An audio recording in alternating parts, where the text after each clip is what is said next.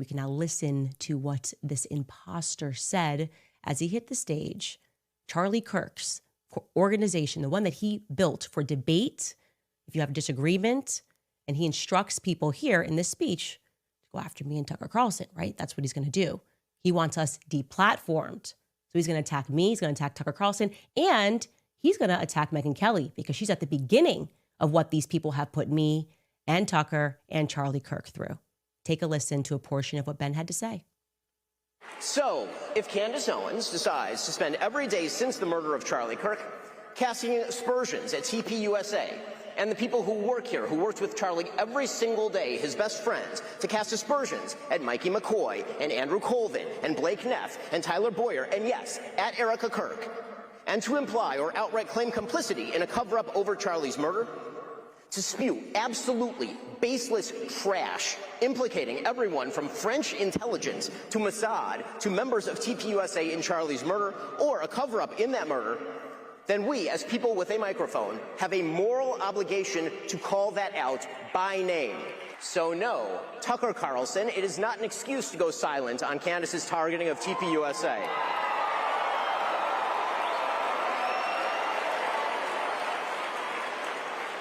Or to mirror her bullshit lines of questioning because you love Candace personally.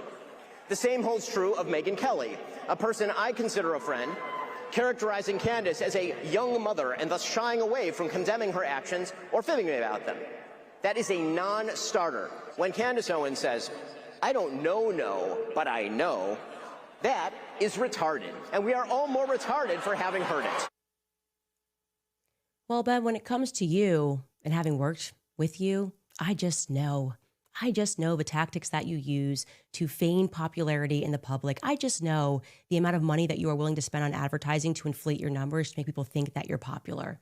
So, yeah, I don't have to say we don't know when it comes to you. You are such a joke of a little man. Your jealousy against Tucker, your ability to believe that you can keep manipulating the markets. You know those kids booed you on that stage. The amount of messages I got from Turning Point USA people saying, what is happening? Why is he on this stage? Standing against everything that Charlie believed in. That's what you're doing. You're standing against everything that Charlie believed in because you weren't his friend. He didn't like you for that very reason. I look at you and I just think you are such a little worm. I could see you right now, probably. What can we get out to her? We're going to sue her into bankruptcy again, right? Sue her for every infraction, every word that I don't like, and every time my feelings are hurt. Because what you really believe in is Baal Berith.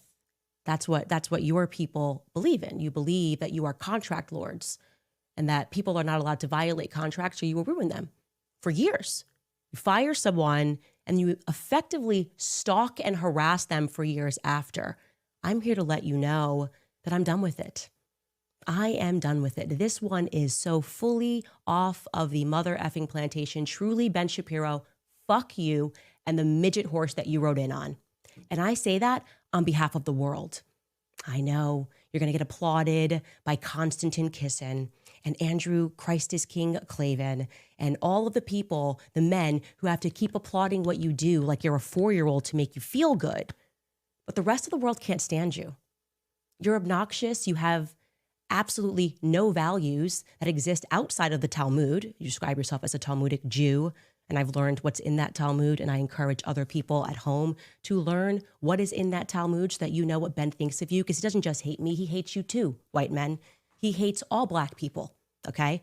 If he's following the rules of the Talmud, I mean, when I say hates, they think that we're animals, that they have a right to own us, that they have a right to make us worship them, that they have a right to lie to us, that they have a right to sue us and take everything that we have, that they have a right to deceive us, that they have a right to treat Charlie the way that he treated Charlie while he was alive, only to then try to defraud the population into thinking that he is somehow a part of his legacy, that he somehow cared about Charlie Kirk and cares to protect the people that are working at Turning Point USA.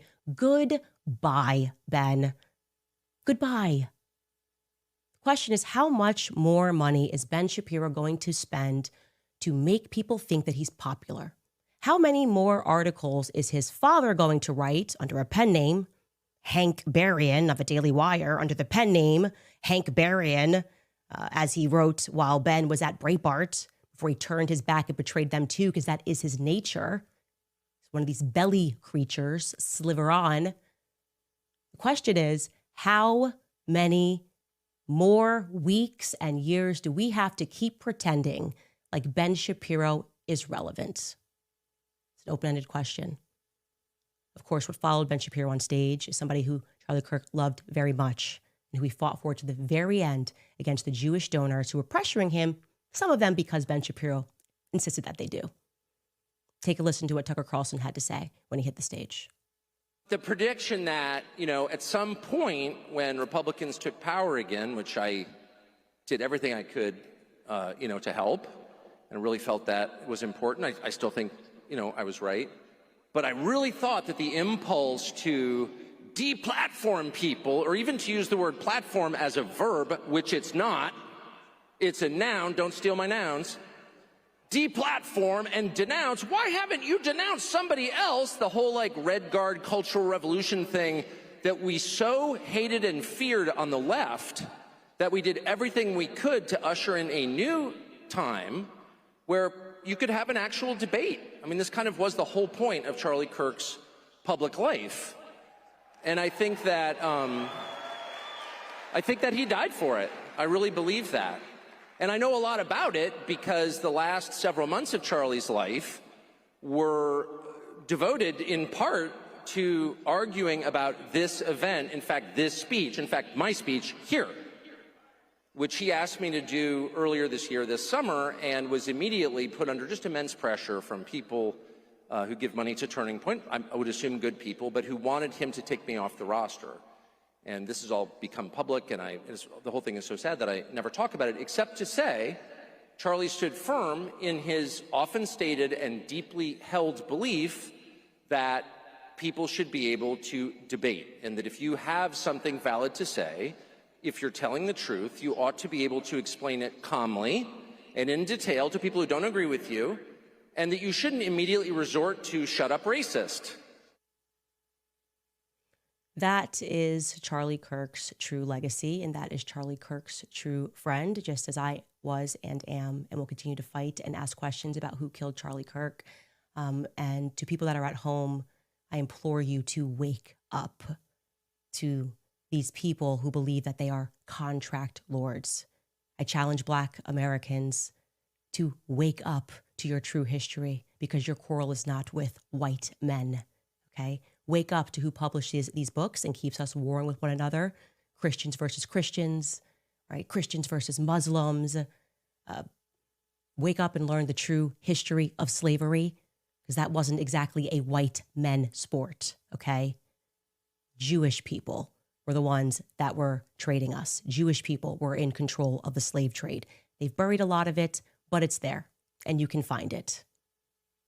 I think all of us need to wake up to this, because it's making me absolutely sick that he is so bold that he dare sit near Charlie Kirk's chair, that he dare grace that stage when Charlie Kirk knew exactly what Ben Shapiro was and will always be. So again, on your belly, Ben Shapiro. If there is going to be one solitary person who has convinced me that the public is justified in looking into Erica Kirk, it is Ben Shapiro, okay? Didn't like Charlie. You're telling me he's just obsessed with defending the honor of his widow?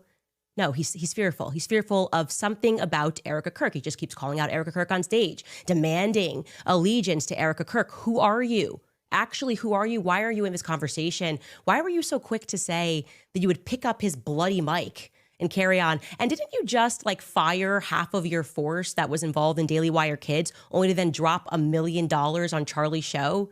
Again, weaseling your way into the chair when you weren't invited to go on there, but Matt Walsh was, because that's what you do. You wheel and deal behind the scenes to make people think that you're liked. It's embarrassing, really, Ben. It's truly, honestly embarrassing. Why are you not embarrassed to be alive? I don't understand it. Anyways, so his general demeanor is starting to make me think that there's something there, right? The Fort Huachuca thing, it's definitively compelling, I would say. I am learning also that Fort Huachuca has ties to Liberty University, and that you can attend classes there and achieve your degree at Liberty University. Still working to verify that.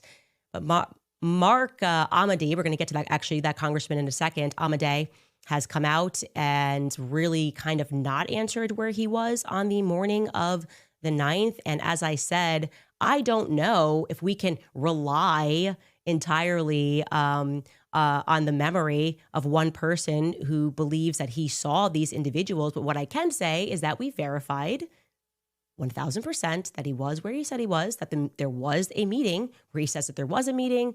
We verified that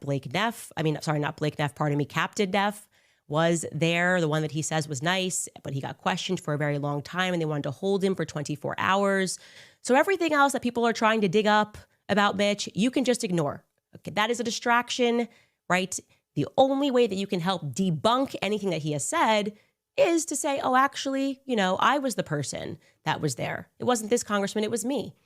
Or I was staying at the Candlewood Inn and Suites and I saw this couple or, these two individuals in the hotel as well. And it was actually somebody else. It was my cousin. We are looking only for somebody to debunk those two aspects, okay? Because he was where he says he was, and everything else we have verified. Ignore the noise and stay focused on that note, because we did know that he was going to get attacked by a lot of trolls. And I did tell you we would put together a Give, Send, Go. You can support Mitch at givesendgo.com/Candace podcast. I literally just hit publish on this right before we went live because I realized I hadn't done it. I need to fill out more and a little bit more about his story, but givesendgo.com/Candace podcast to support him. And like I said, I got the paperwork regarding his lawsuits, everything he said about being put on an NDA for 35 years. It is all real. It is all verified. Take my word on it. You don't have to send a bunch of emails and saying, well, maybe this sounds weird. How did he get onto the base? We verified it all. Okay. Now, regarding Fort Huachuca and what it is, or who he believes that he saw, we told you obviously that he thought that he saw the congressman from Vegas, Mark Amadei. And I will say, regarding the call sign in Vegas, we keep telling you that call sign at various times says Sam 702 or RCH 702. Well, that's Vegas. 702 is Vegas. Shocking just about area codes. Obviously, 702 is Vegas. So that could just be obviously a coincidence, but it becomes compelling.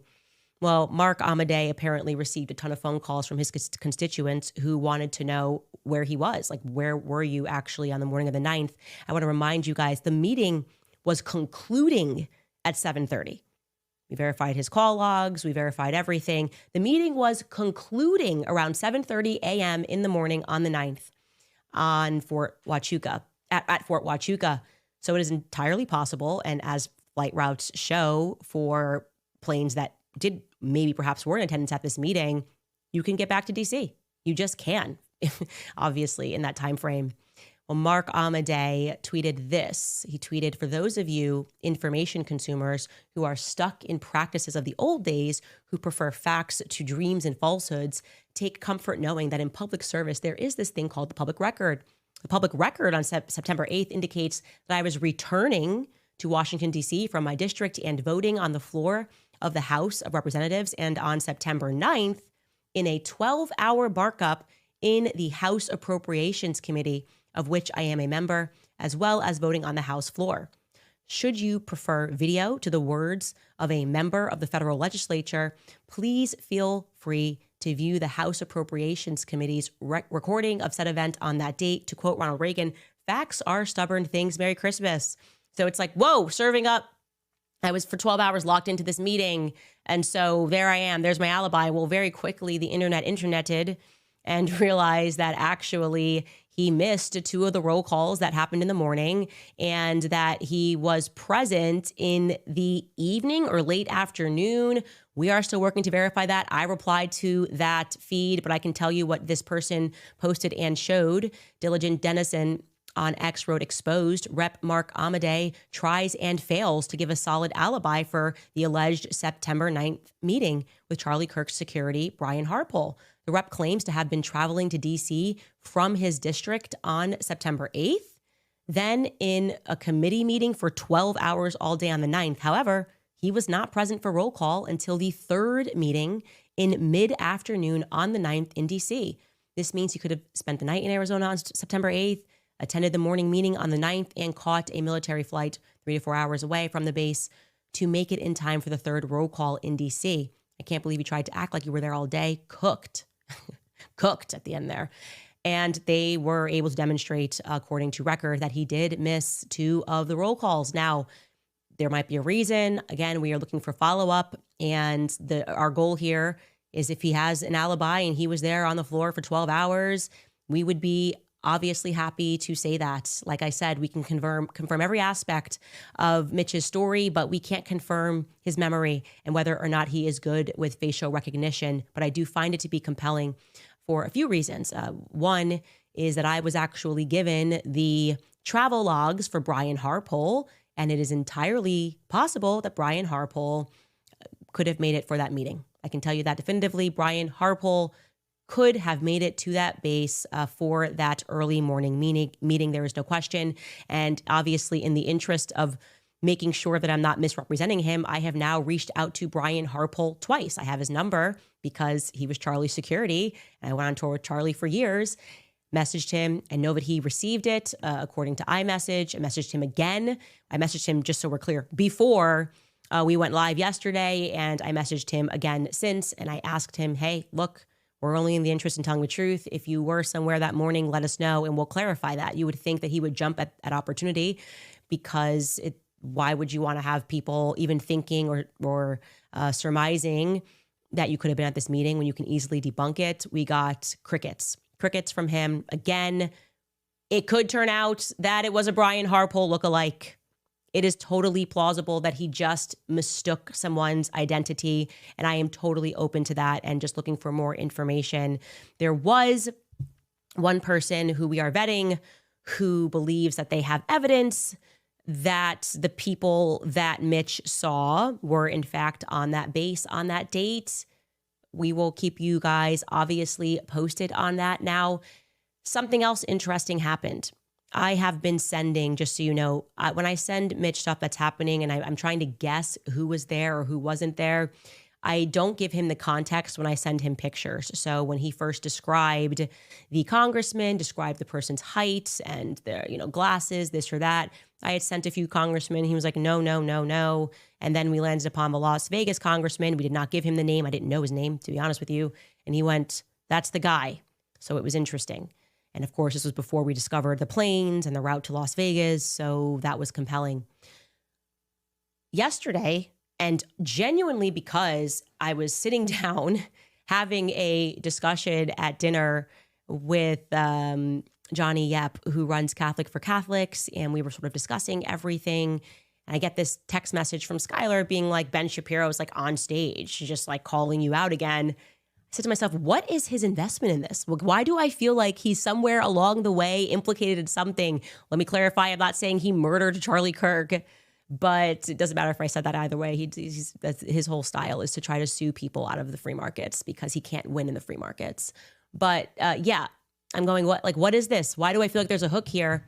And at that time, someone had mentioned to me, hey, did you see what's going viral right now on X? Which is that Erica Kirk lied about having not dated anybody before Charlie Kirk. And actually, I knew that she had dated somebody before Charlie Kirk, and I had never known that she had made that claim, and people were starting to make all of these videos about it and wondering if she had misremembered or whether or not she was telling an intentional lie about her past. Now, what I can say is that there does seem to be disparity between her version of events and other people's version of events. Definitively at that meeting, obviously, I've already intimated that to you, like Andrew Colvett has a memory, Erica Kirk has a memory, and then the surgeon has a memory, right? I should also mention that the surgeon said, and again, this is through a third-party person, so it's not a direct line between me and the surgeon, that he absolutely did not violate HIPAA when he suggested, hey, maybe it's a frangible bullet, but rather that it was a three-way call with him and Andrew and Erica. I don't know if he's telling the truth or if Erica's telling the truth and Andrew Colvett was flying blind. But, there's a disparity. And as I was looking at this, I sort of went, oh, wait, yeah, I do remember that Charlie told me about Cabot Phillips dating a girl. For some reason, I thought it was Sammy, the other girl that he had a crush on. And I was like, was it Erica? That's so funny. I'm trying to remember this. And then I saw a picture in somebody's TikTok of Cabot Phillips. I hadn't seen him in a very long time, and he works for the Daily Wire. And he had a beard. And that was the thing that he kept saying to me, is this guy had a beard. He's around 37. Anyways, I sent him the picture of Cabot Phillips, and he says, yes, that's the person I remember being at the base. Now I'm like, that would be totally crazy. Maybe, again, this could be a lookalike. And so I messaged Cabot Phillips and did not get a response. I messaged Cabot Phillips twice today, actually, and asked him if he wanted to have an off-record conversation, because we can't just like take that to the bank. Like I said, I am terrible with faces. So if I saw Cabot Phillips